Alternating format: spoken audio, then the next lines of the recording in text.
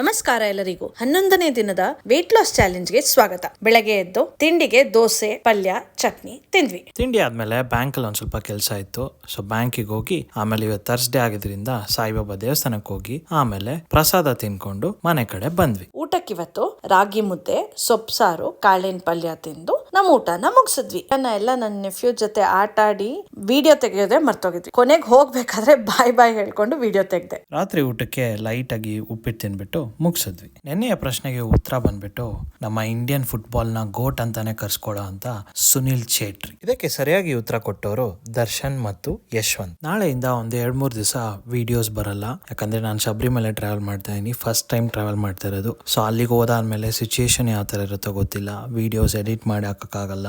So ಆದ್ರಿಂದ ನಾವು ನಮ್ಮ ಚಾಲೆಂಜ್ ನ 12th ಡೇ ಇಂದ ತಿರ್ಗಾ ನಾನು ವಾಪಸ್ ಬಂದ ಮೇಲೆ ರೆಸ್ಯೂಮ್ ಮಾಡ್ತೀವಿ. ಸೊ ಅಲ್ಲಿ ತನಕ ಎಲ್ಲರಿಗೂ ಧನ್ಯವಾದಗಳು.